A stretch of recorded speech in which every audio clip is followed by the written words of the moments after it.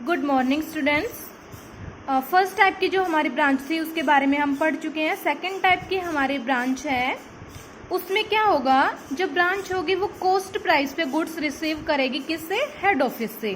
First वाली जो हमारी ब्रांच थी उसमें भी वैसा ही हुआ था, लेकिन इस ब्रांच में और क्या होगा कि वो कैश सेल तो करती है, साथ में क्रेडिट सेल करने का भी राइट उसके पास में होता है। यानी कि जो कॉस्ट प्राइस पे उसने गुड्स लिया है हेड ऑफिस से, अब आगे उसको ये राइट होता है कि उसको कैश सेल करे या फिर क्रेडिट सेल करे। अब जो कैश सेल की सारी जर्नल एंट्री ट्रीटमेंट है, अपने ब्रांच अकाउंट में कहाँ क्या क्या डालना है, सेम सारा प्रोसीजर फर्स्ट जो ब्रांच में हमने किया था वही रहेगा कैश सेल के रेफरेंस में। लेकिन यहाँ पे जो आपने क्रेडिट सेल करी है उसके लिए आपकी 3 एंट्री हैं, वो बढ़ जाएंगी, क्योंकि जब आप क्रेडिट सेल करोगे तो डेटर्स आपके यहाँ पे अराइज होते हैं, ठीक है। तो डेटर्स से रिलेटेड आपकी 3 एंट्री हैं, वो आपकी एक्स्ट्रा हो जाएंगी। यहाँ पे देखिए, ओपनिंग बैलेंस ऑफ डेटर्स, देनदारों का प्रारंभिक शेष, कैश रिसीव्ड फ्रॉम डेटर्स, देनदारों से प्राप्त रोकड़, और क्लोजिंग बैलेंस ऑफ डेटर्स, देनदारों का अंतिम शेष, ठीक है। बाकी एसेट्स की तरह हमारा जो डेटर्स है उसका ओपनिंग बैलेंस भी रह सकता है, क्लोजिंग बैलेंस भी रह सकता है, और बीच में कुछ पैसा हमें हमारे डेटर्स से मिल भी सकता है। तो ये हमारी एंट्री है। फर्स्ट है branch account debit to branch debtors account, opening balance of debtors, ठीक है। अगर आपको क्वेश्चन में ओपनिंग बैलेंस ऑफ डेटर्स मिलता है तो आप इसकी जर्नल एंट्री क्या करोगे?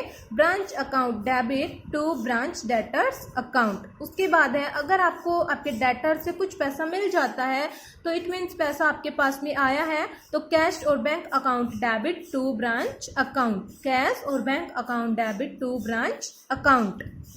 उसके बाद है closing balance of debtors, closing balance of debtor, it means जो हमारे टोटल डेटर्स थे उनसे सारा का सारा पैसा हमें नहीं मिला है, कुछ पैसा मिलना अभी भी बाकी है, तो वो हमारे होते हैं क्लोजिंग डेटर्स।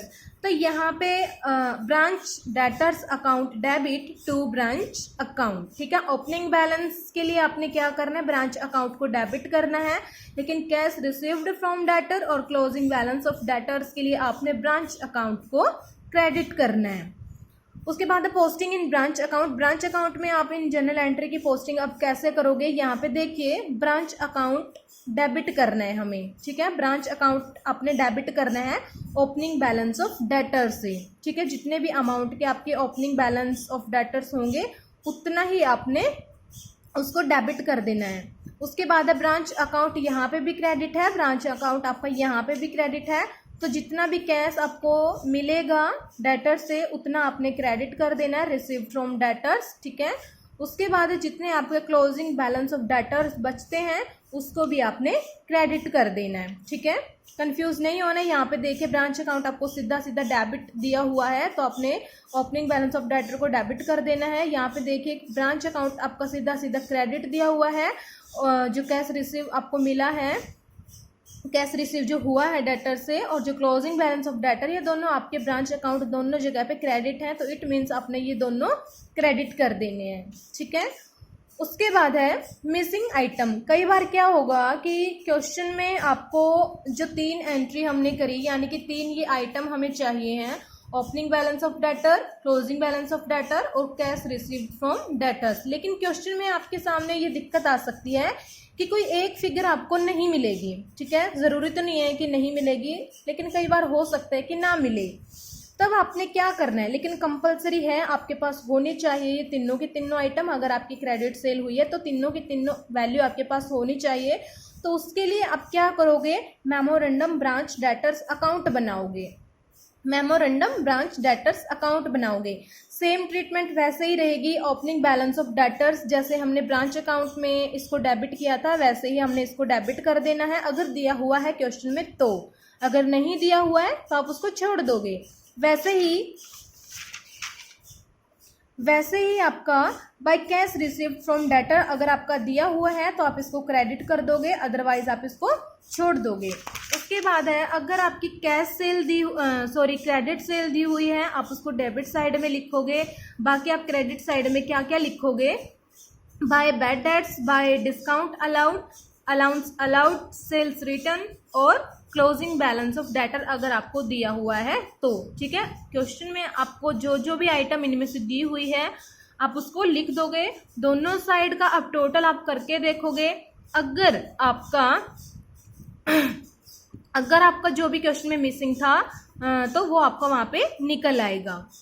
उसके बाद गुड्स इन ट्रांजिट, माल का मार्ग में होना। कई बार क्या होता है कि जो हेड ऑफिस सामान भेजता है किसको, ब्रांच को, वो जब हम ब्रांच अकाउंट अपना प्रिपेयर करते हैं, यानी कि जब अकाउंट्स बंद करने की लास्ट डेट होती है तब तक वो माल एक्चुअल में पहुंच नहीं पाता हमारे ब्रांच के पास, अभी वो रास्ते में है, तो उस गुड्स को क्या बोला जाता है, गुड्स इन ट्रांजिट। तो उसकी जर्नल एंट्री हमने कैसे करनी है, goods in transit account debit to branch account, goods in transit account debit to branch account. लेकिन अब क्वेश्चन में आपको ये फिर से मिल सकता है, दोनों चीजें मिल सकती हैं आपको, goods received from head office और गुड्स इन ट्रांजिट। ठीक है, कुछ सामान है जो हेड ऑफिस ने भेजा था हमारी ब्रांच को, वो पहुंच गया है, और कुछ सामान है जो अभी रास्ते में है।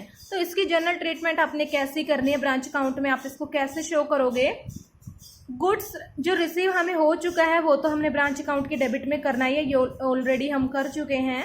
उसके बाद प्लस आप क्या करोगे, जो अभी माल रास्ते में है उसको, ठीक है, जो एक्चुअल में पहुंच चुका है और जो अभी रास्ते में है, दोनों का टोटल करके आप ब्रांच अकाउंट के डेबिट में दिखा दोगे, goods send to branch. Credit में अब आप क्या करोगे, जो माल अभी रास्ते में है, पहुंचा नहीं है, बाय गुड्स इन ट्रांजिट। ठीक है,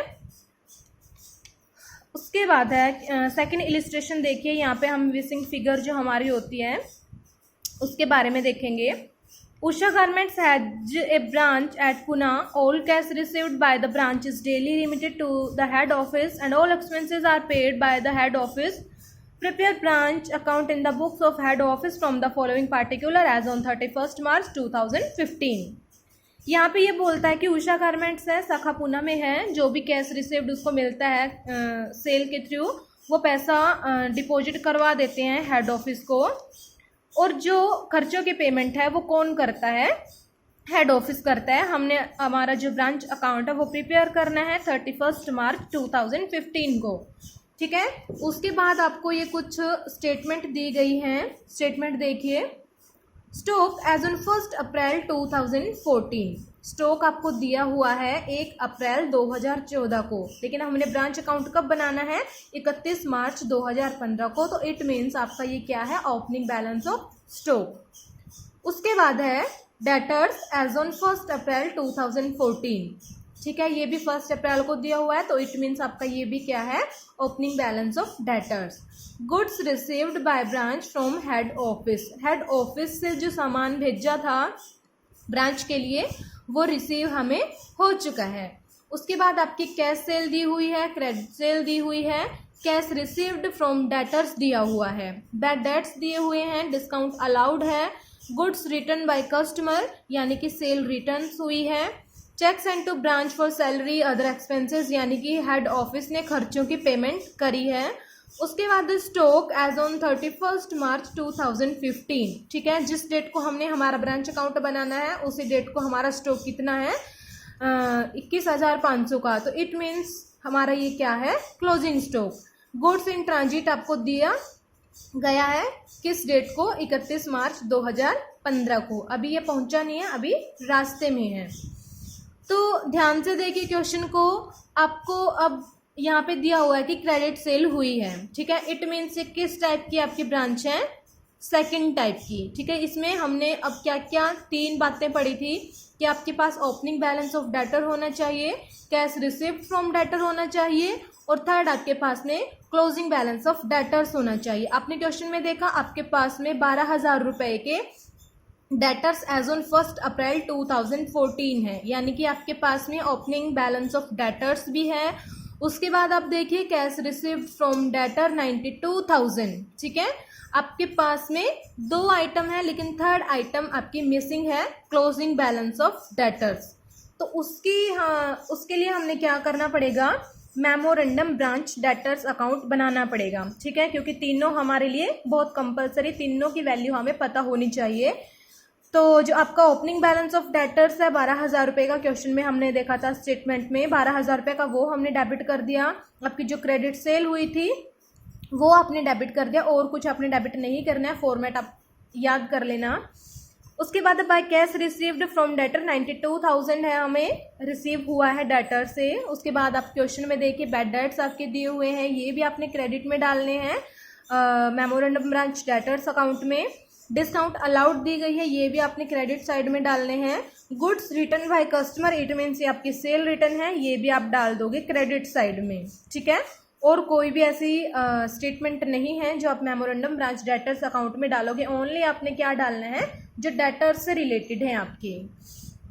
उसके बाद है आपने अब दोनों की यहाँ पे दोनों का टोटल किया दोनों साइड का, तो 120 आपका डेबिट साइड आया है, ठीक है। लेकिन अब जो दोनों के बीच में डिफरेंस है 17,900 रुपये का, ये आपका क्या हो जाएगा, जो मिसिंग आपकी वैल्यू थी, मिसिंग जो आइटम आपकी क्या थी, क्लोजिंग डेटर, ठीक है। तो क्लोजिंग डेटर्स आपकी क्या हो जाएंगे 17,900 रुपये। अब क्वेश्चन आगे जो आपने करना है वो सिंपल है बहुत ही, सेम जो ब्रांच अकाउंट आपका है वो आपने प्रिपेयर करना है, क्योंकि अब आपके पास में सारी आइटम हो चुकी हैं। देखिए Poona branch account for the year ending 31 March 2015, particular आपने जो डेबिट साइड है उसमें क्या क्या करना है। सबसे पहले तो आप ओपनिंग बैलेंस लिखोगे, वो चाहे स्टॉक का हो चाहे वो डेटर्स का हो, ठीक है। स्टेटमेंट में आपने देखा था कि 25,000 का आपका स्टॉक का ओपनिंग स्टॉक था, डेटर्स के अपना आपका ओपनिंग स्टॉक कितना था 12,000 रुपये का, ठीक है। Goods sent to branch, goods sent to branch, working note में देखिए आपको 1,60,000 रुपये का जो गुड्स है वो आपको रिसीव हो चुका था, लेकिन गुड्स इन ट्रांजिट भी आपका था, तो उसके लिए हमने ट्रीटमेंट कैसे करनी थी वो हमने पढ़ा था कि टोटल करके दोनों को हम डेबिट साइड में लिख देंगे, ठीक है। तो 160 ये और 5,000 जो अभी रास्ते में है दोनों को ऐड करके हम डेबिट साइड में कर देंगे। उसके अलावा आपके जो चेक भेजा है हेड ऑफिस ने आपकी सैलरी के लिए, और आपके ये देखो यहाँ पे सैलरी के लिए चेक भेजा है ब्रांच को, और अदर एक्सपेंसेस के लिए, ठीक है। दोनों को टोटल करके 18,000 और 12,800 आप कहाँ पे डाल दोगे, डेबिट साइड में, ठीक है। उसके अलावा और कोई भी आपकी आइटम यहाँ पे नहीं करनी है आपने। क्रेडिट में चलते हैं, जो पैसा मिलता है ब्रांच से हेड ऑफिस को फर्स्ट ऑफ ऑल हम उसको लिखते हैं। अब कैश सेल का पैसा यूं का यूं हमें मिल गया 140, डेटर से कुछ पैसा हमें मिला था 92,000 का, दोनों को ऐड करके हम क्रेडिट साइड में हमने डाल दिया। उसके बाद हमने डालना होता है जो क्लोजिंग बैलेंस हमारा होता है, किसी भी टाइप का हो, चाहे वो स्टॉक का हो डेटर्स का हो, ठीक है। स्टॉक का हमने क्लोजिंग बैलेंस देखा था स्टेटमेंट में, डेटर्स का हमने कैलकुलेट किया था मेमोरेंडम जो डेटर्स अकाउंट है वो बना के 17,900 की आपकी वैल्यू आई थी।